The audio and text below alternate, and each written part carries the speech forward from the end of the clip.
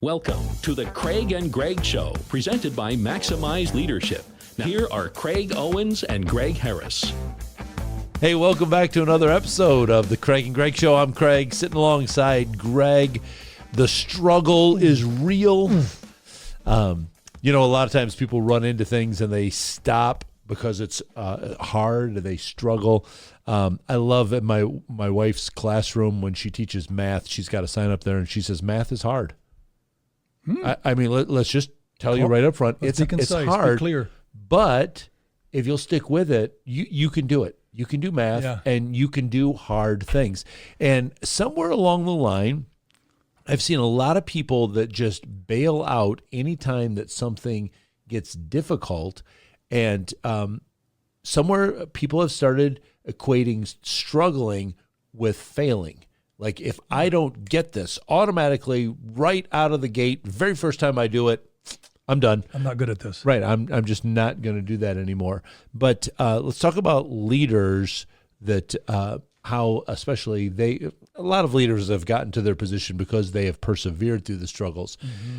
But how do leaders, let's talk to them, how do they help their people shake that mindset that struggling is not the same thing as failing, but it's actually a path to greater things? We can bring up stories, examples. I think of like Edison. He made a nice light bulb. He struggled for 2,000 other tries, or whatever the number is. It's just astronomical. And my favorite thing from his notebook, we've got his notebooks. Right. He wrote TA in his notebook all the time. That was his notation to himself, try again. He would try something, he would draw a little sketch, it didn't work out, he would write TA, not, oh, I'm done, it doesn't work. Wrinkle it up, throw it away. Try again, try again, try again, try again. We have a society that just says failure is permanent, and it's not. Right.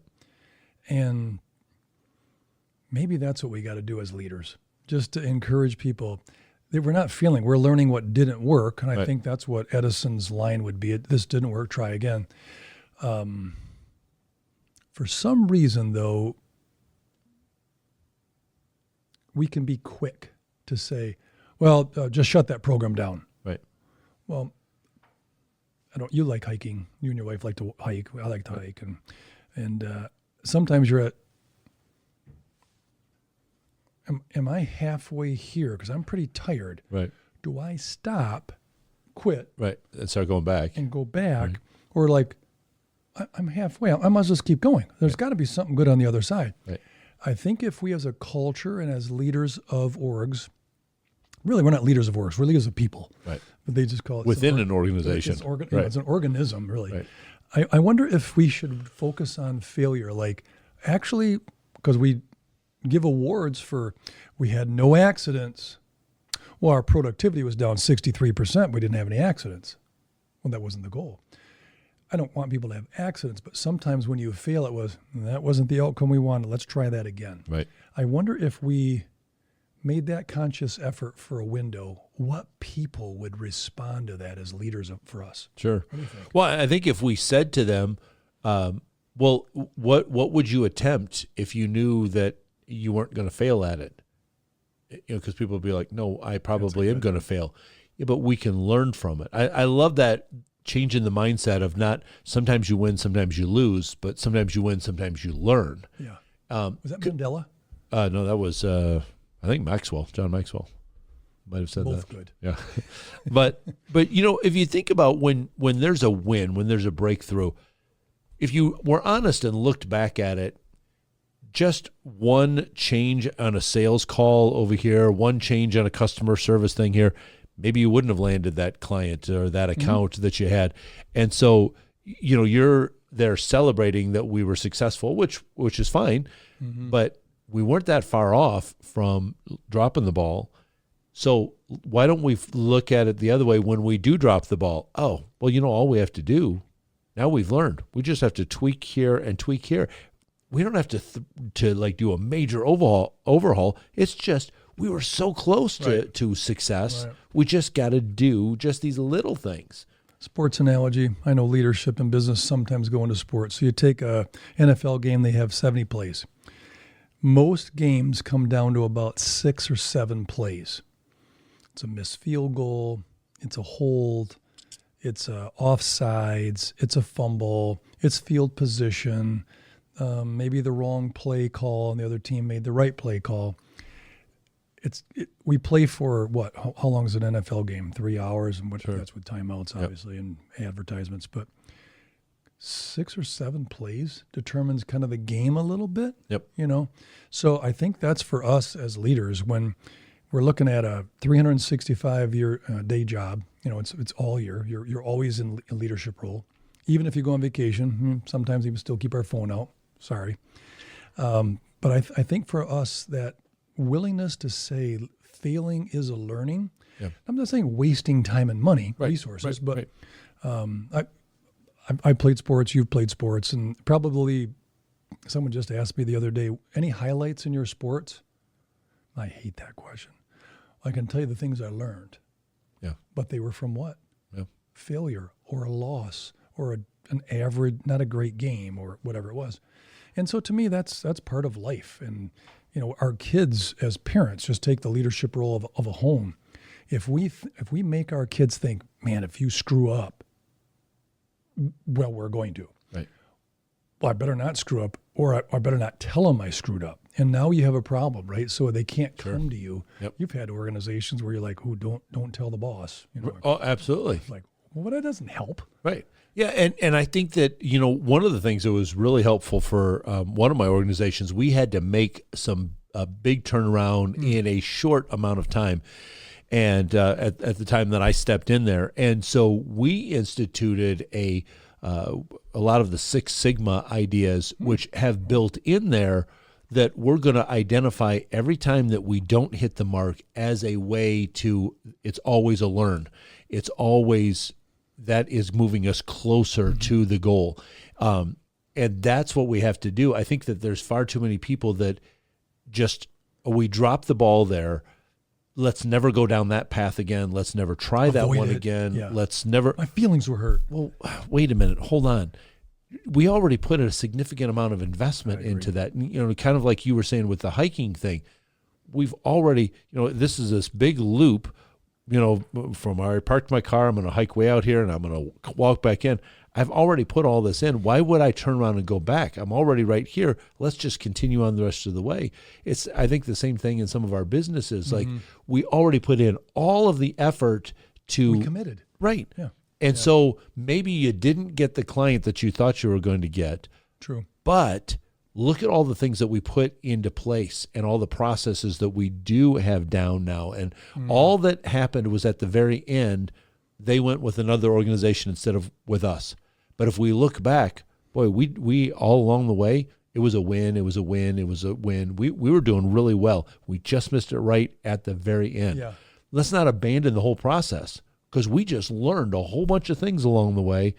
What can we do to just tweak that part right at the end? Have you ever been tempted as a leader to help a person find the kind of the shortcut? Yeah. It kind of goes back to, I'm not a botanist or biologist, but that whole chrysalis and the butterfly, they have to struggle in the chrysalis. They have to press. They have to push. You take an X-Acto knife and you break the chrysalis and the butterfly goes, no wings. Right. It's hard to let people struggle. Right. That's kind of the struggle means failure. No, struggle, actually, you're going to get better. You're going to learn about yourself or teammates. Talk about that. Like, why do we want to swoop in? Is it to save resources, to prove that we're great, or what is it? I think it's sometimes because we have already, like, say, you're working on the math problem, and I'm looking over your shoulder. Oh, I already know what the answer is going to be. Yeah, you're right. So let me just help you with this real quick. Well, I only know what the answer is because I struggled to get to that spot, and I'm really robbing you of learning something. I like that. If I don't let you, but now I know, like, if I'm watching you, oh, you know what? I did the same thing. I thought that you were supposed to add up these two. I did the same thing that you did. So let me show you. What about if you move this over here? How about if you try it now? Yeah. I was with some kids the other day that were working on math, and one kid, he flipped his pencil over to erase something, and then he goes, oh, I don't have any eraser left. And I said, excellent. I love that. because that tells me that Unless you chewed it. Yeah, that you've been writing some stuff down and you've been erasing it, but every time you're erasing something, you're learning something. So that's great. You're getting some stuff. I've talked to people before, like I hate to keep using the math analogy, but I'm looking at a math paper and I say, your paper's too clean. I want to see you like crossing things out and writing stuff over here, because that's part of your thinking process to get to the answer. Yeah. But it's like that. We can put that in any organization that you have got to go through the process to get there. But I think a lot of times as leaders, we say, I've already been through the process. Let me help speed it up for you. And we do the chrysalis and the butterfly. Right. Yeah. And then they can't fly. Do we like seeing people struggle?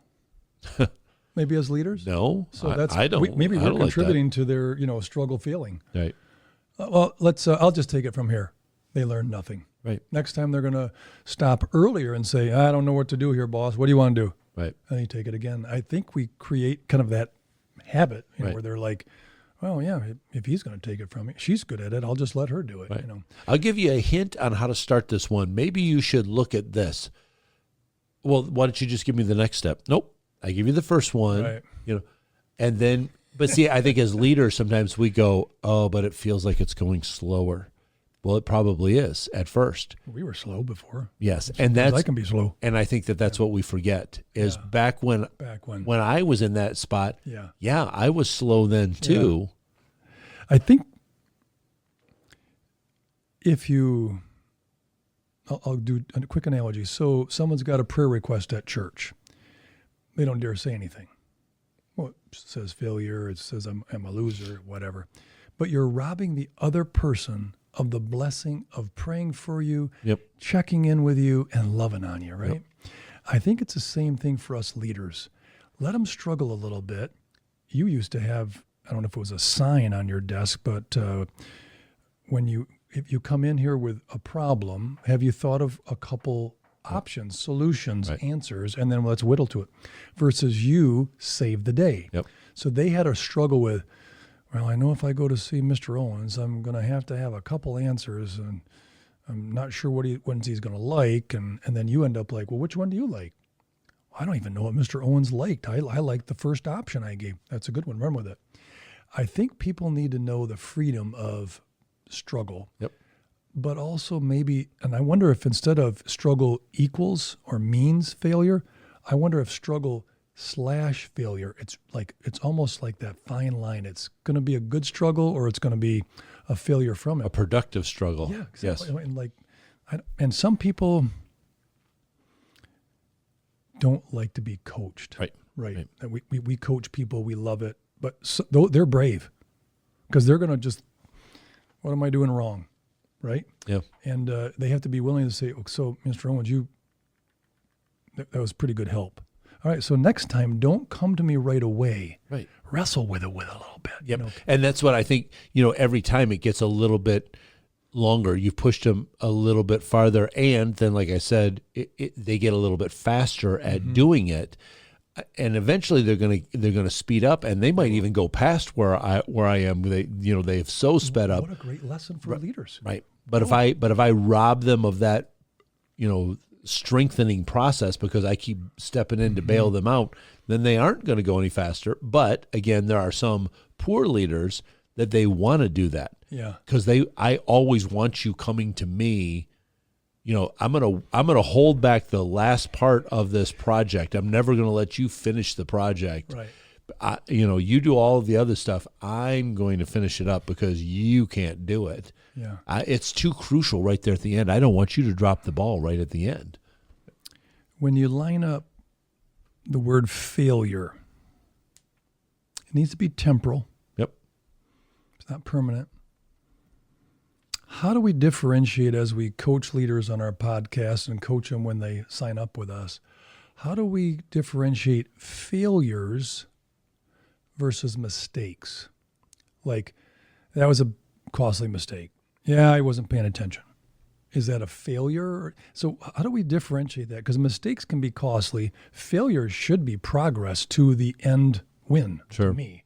I think in either case... It's not in my notes, by the way. I think in either case, if we let people have an opportunity to fix what they have Messed up. Or made where they tripped, where they made a mistake, where they dropped the ball. Let's give them a chance to do that. Like again, going back to we talked about a sports analogy. You'll hear that sometimes when he dropped the ball last time. Let's get him right back in there. Let's get another pass play to him because we don't want him to lose confidence. He's too valuable to the team. Let's get him right back in. Yeah. Let's show him that we trust him. And I think that's if people feel like, I dropped the ball and I know I'm going to get beat up and they're not going to trust me anymore. I'm never going to get another chance at this.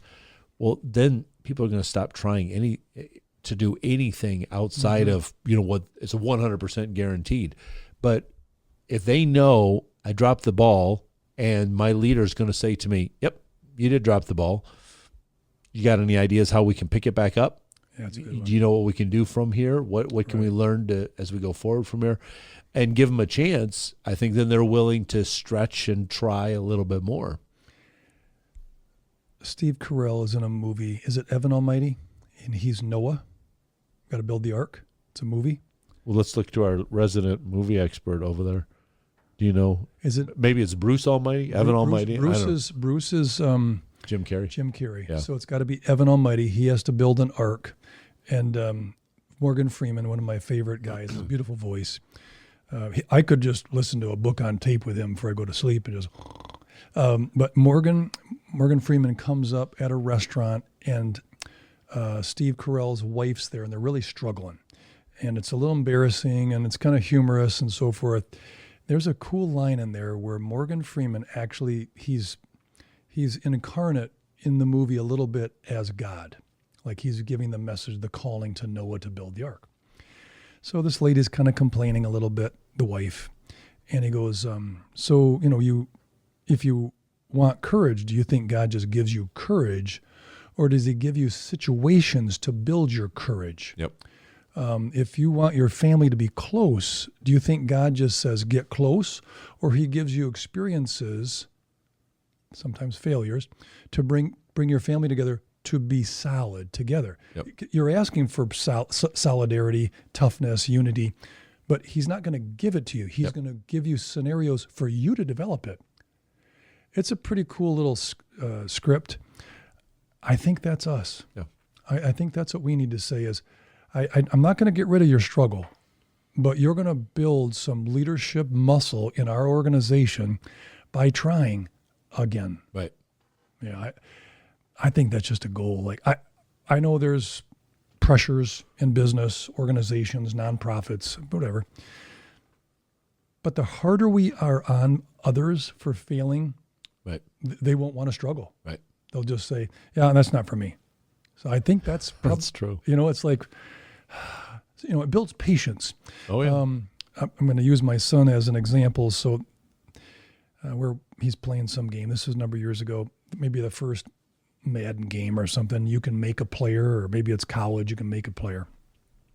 So I just sit down with him, shooting the blow with him, and all of a sudden I said, who's that player? Oh, that's the guy I'm making. Well, how did he get muscles like that? Well, you just push a button and you get muscles. And so you can't have him too many muscles because then he's not fast. But if he has muscles, he's durable. Oh, what does he eat? Dad, this is a game. It's not a diet. Right. But if he's eating Doritos and drinking Orange Crush, he's not going to have muscles like that. So the game just absolutely fast-forwarded through any struggle for that player to become an amazing athlete in a football uniform. Yep. And I thought, that's kind of our society. We really trip up and want comfort. Yeah. Like, I like an Afghan. No, go exercise. Right. That'll get your temperature up. Well, that's work. Well, can you imagine, at the beginning of whatever season, baseball, football, basketball, you got the prognosticators that sit there and they look at all the teams and they go, well, I really think that, these teams are the ones that could end up in the World Series or the NBA championship or whatever it is. Can you imagine if they just said, at that point, they go, hey, congratulations, we think you're going to win, so we're just going to give you the trophy right now. Yeah. Versus the grind through the whole season, the ups and 162 downs, games, 84 games, whatever. people getting injured, and then replacement players stepping in to fill in for the person that the starter that got injured, and all the way through, and they overcome all this adversity, and then you see them when they win the championship. Grown men acting like little boys. They can't contain themselves. How excited they are. Yeah. There is a thrill that comes from the victory because you've persevered through. You push through. Nobody, is going to celebrate like that when they just go, congratulations, you win. Here's your diploma. Here's your certificate. Here's your ring. You're like, really? Mm-hmm. I just get this just because I showed up. Yeah. It's the struggle that gets people there. Unfortunately, we don't take that long range view and we just look at right in the moment. Oh, you messed up right here. Forget it. We're over. We're done. We're not fixing that part. We can't fix it. It's that mistake was fatal. You're fired. We're moving on. We're shutting down that department. We're never trying that again. Hold up a second. That struggle is a part of what's going to make the victory so sweet down the road. Let's not. The leadership lesson for us to our audience has kind of two things for me. One is accept failure and build it into your successes. Yep. Which almost feels like an oxymoron. Yeah. I'm coaching a young sales guy. His boss said, hey, I think he's got the potential, but I'm just not finding the buttons. So I met with him for about 4 months, once or twice a month, just learning a little bit about him. And at the end, I says, all right, I need you to write a report on what you've learned about yourself now versus when we started 4 months ago. His answer was, what are you looking for? I'm looking for what your ahas were. I don't know what they were. I know what we went through together. I'm really proud of you. But what did you learn from the struggle, like redoing something the way you used to do it, and trying something different? I got the best one-page letter. I wouldn't be able to post it because it's so long. It was paragraphs, just almost like he just got into this, and just spit it all out. And I thought, okay, I made failure okay. I don't send that to his boss because I'm saying he's making progress. I think that's the part of failure, it's progress. So I'd like to change what I can bench. I'm not going to change it tomorrow. Right. I got to, try. Work. Okay, I'm going to do a little more reps. And the next time it's less reps, a little more weight. And then maybe if I can, cheat a little bit and kind of like change it. So one, I'm going to do light weights, a lot of reps. I'm going to do heavy weights, short reps, small reps. At some point, I'm like, I can now do the lot of reps with the bigger weight. How did that happen? It takes time. Yep. And I think we have to make it safe. Right. But I do wonder about the grind. We kind of avoid it. We want the comforter. We want the comfy socks or slippers in the winter or whatever. And the grind isn't very romantic. Yep. It's not a bestseller. But when you learn about people who were best in their field, engineers, attorneys, pitchers, teachers, whatever it is, truck drivers, whatever, they're the best in their field. Man, they ground because of that. Oh, It wasn't like, hey, I got the keys of the truck. I'm driving a truck. I know what to do. No. I was a bad driver when I first started. Yep. Ask my dad. But I think we have to give the people a chance to say, what did you learn about yourself? Not the process. Well, the process could be about it, but it's you. Right. You came through it. That whole hike thing just kind of creates interest in me. Like, I went about halfway. Let's turn around. Keep going. Right. My grandpa had a fun quote. He goes, Greg, when you're trying to be good at sports, go the extra mile. Less crowded. Yeah. Right? Yep. It is less crowded. Yep. But we have to give permission to them to continue down the road versus saying, all right, stop, you're fired, next guy. Right. Because now everybody's like, well, don't try anything. He's mean. Right? I'm like, well, exactly. We're going to get done, I think winning, you spoke about like winning just tastes better. Sure. When you had to put something in it. We were just lucky. So, yeah, it was great. You didn't build any quality or character.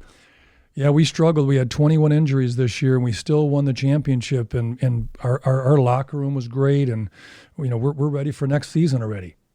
Okay, you're building something, right? There was a quote: "Everyone wants to skip the struggle, not knowing that there's really character is built from that struggle." Comfort is our biggest thing, leaders. People want to be comfortable. They want to be safe. I don't think a lot of games or wars or wins have been done by this. I don't think safe. Well, I think you can keep people safe without, and it's still going to be uncomfortable. Let them know where that the safety nets are there. I had the privilege of leading a couple sales organizations in my career, and I kind of converted from single selling to team selling, and it was a little foreign to the group. And then now that's all they do. When we would go on sales calls, different departments, different people would be in the car with us, and we'd go into a meeting, and they knew this would happen. So we'd stop, get a gas station, get a little snack, get a lunch, whatever. All right, what did we all learn? Originally, they didn't like it because they had to think like, yeah, the meeting went good. Okay, well, so tell me how it went. Well, it went good. No, good what? What? And then good, not so good, like both sides. Right. After about 6 months of going with a team, and we'd get in the car. Hey, I saw this, and I noticed this. We should do this next time. Yes, make it healthy. Yes. We're not going to go into this meeting with a conclusion already. So learning from them, and then the other person, I never saw that.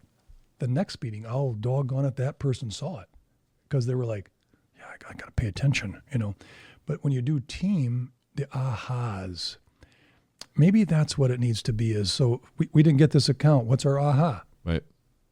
Talk about it. Right. Versus, hey, we got a new account. Let's have champagne and caviar. Well, we wanted to win. Right. I want to win more. So can I learn from the loss, to be more? And I think that's our goal as leaders, whether it's sales or, process or profits or territories or whatever, more customers or better customer reviews. I just think that's a goal for us, is to make it a norm. Yeah. Failure Absolutely. is a norm. Yep. Yeah. Well, leaders, that's what you really have to change. You've got to change the mindset in yourself and in your organization that failure is not fatal, that failure doesn't signify that you're not growing, that you're not succeeding, because you can find the growth opportunities and the learning opportunities even in those times that didn't go exactly the way that you wanted it to go. If we can help, please check out our coaching page on Maximize Leadership.